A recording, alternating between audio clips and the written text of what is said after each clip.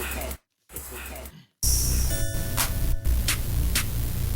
A1, A1. Yeah, truly.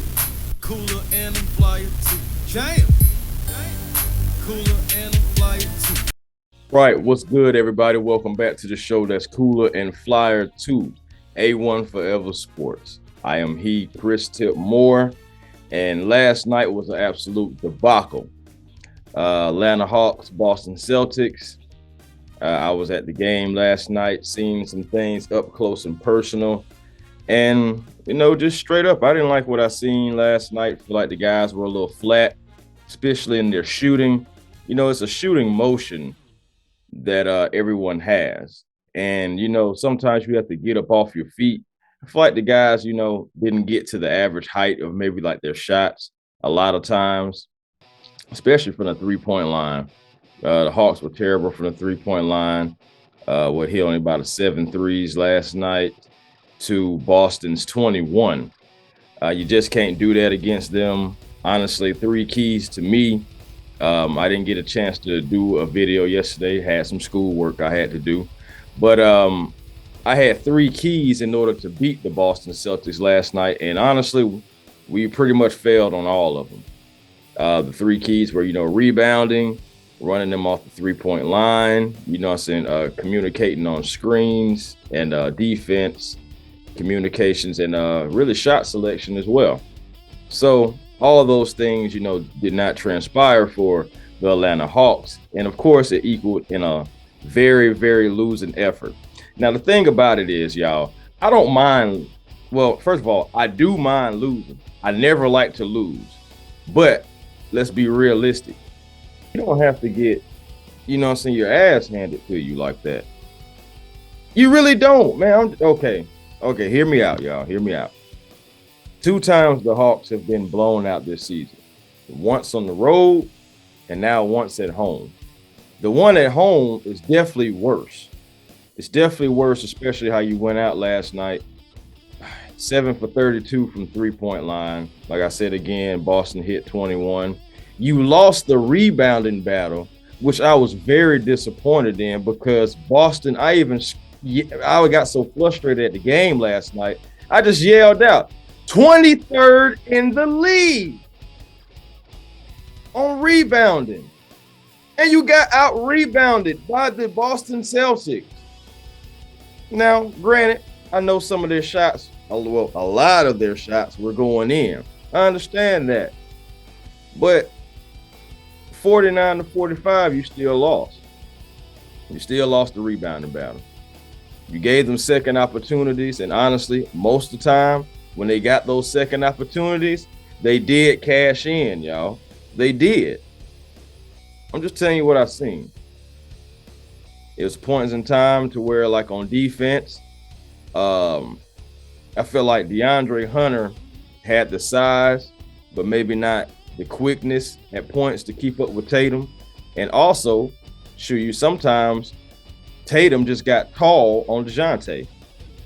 He only had 19 points, but he still was effective everywhere around. The team was effective. He had guys like Peyton Pritchard out there. And I really wanted Trey to take advantage of that matchup. He was unable to. Honestly, Pritchard couldn't stay in front of Trey, like at all. It's just Trey really didn't get going until like the second half. And I know as far as like his outside shooting, I know he was like 2 for 7 from three-point line last night. That's been kind of like a trend as well. Like Trey lately, like the last 5 games have been hitting like 2 3-pointers, per game. So he's shooting like 31%, and honestly, that's just not going to get it done. You want to give love to your players, but when they're just not performing to the highest expectations, you got to see what's going on. And that's another reason why I enjoyed Trae Young's interview last night that I posted up on the channel. You go check that out. Don't know why you haven't yet, but just check that out and see exactly what some of the questions that Trey was being asked, and also just his demeanor and everything as far as getting everything together, playing time, they have to gel. And it's absolutely right. It's only 14 games in.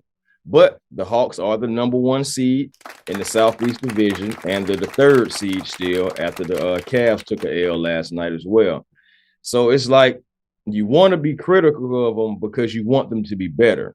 But at the same particular time, you gotta just, kind of go with the motions. It's only been, we'll say, including preseason, we'll say about 18, 19 games with Trey, DeJounte, everybody being together. And Trey, spoke on that last night. Again, go check out that interview up on this channel. We have the Toronto Raptors coming up, the team that blew us out at their home spot. But now they have to come down here and see us. Kids night at State Farm Arena. Y'all go, take the kids and everything, go see some good basketball. But man, I really want to go off about last night, but I'm not. I'm gonna keep my emotions in check. You know what I'm saying? Not just overthink things, because it's only 14 games in, and it's not like the Hawks are looking like the Brooklyn Nets. Okay?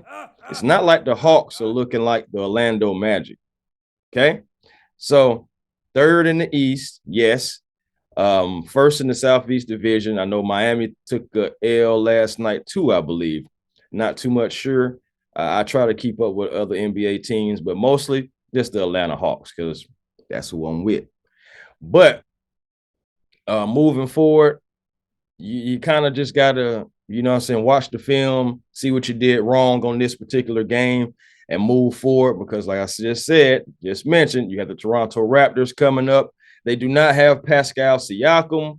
I think he's still out for a few more games or something like that with his injury, but they still have, camaraderie. They still have chemistry. They have good coaching, and everything.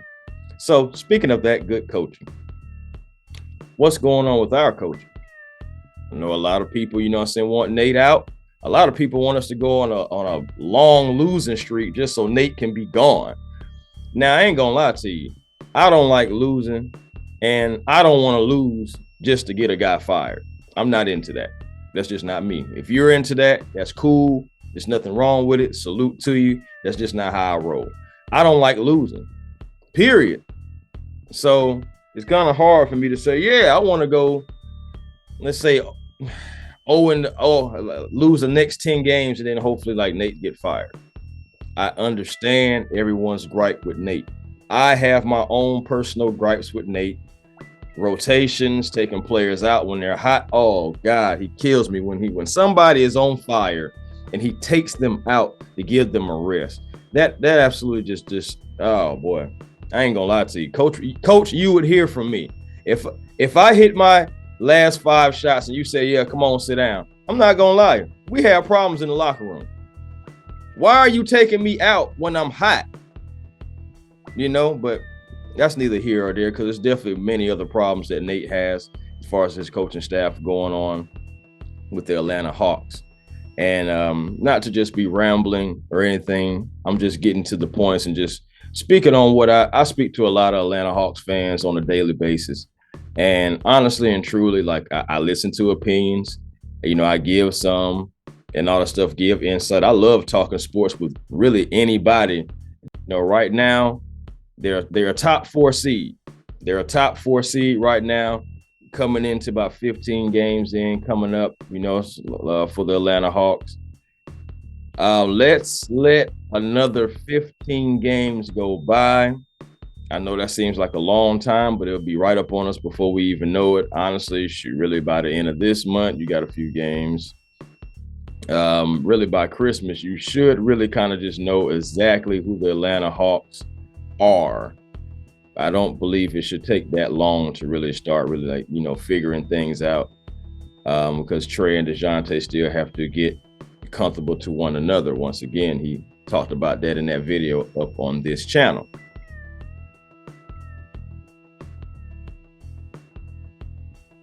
The Atlanta Hawks have to get better in particular areas. And honestly, from what the research is showing, their ranking in certain areas. 1 second. Clean my glasses here. All right, so here's looking at you, kid. Field goals percentage, 21st. 3 points made, 3 points attempted, 30th in the league. Free throws made, 20th. Free throws attempted, 26. And steals, also 20th. Those particular areas I need for my boys to get better in, because once they do, it will make us a better team altogether. We're on a seesaw right now. We're up, we're down. We're up, we're down. The past few games have been that. We have to get some consistency, y'all. That's pretty much, where I'm coming around to. You got to get consistency. You have to get better play.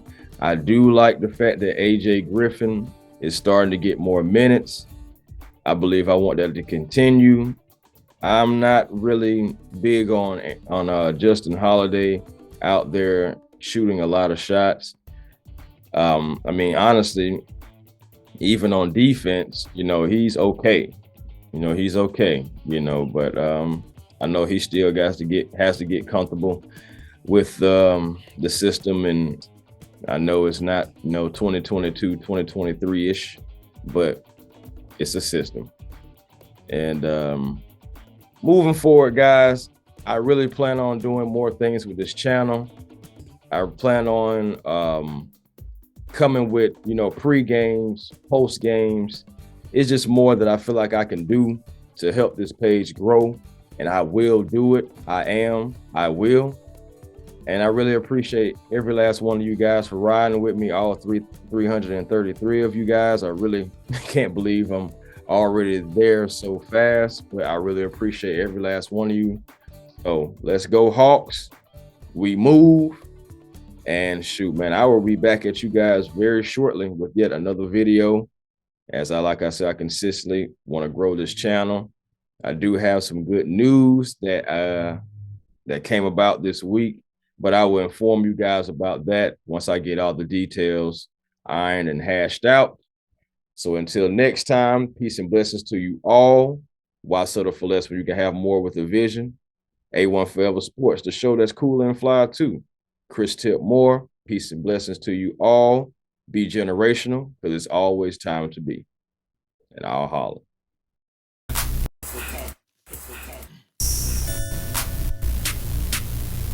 A1.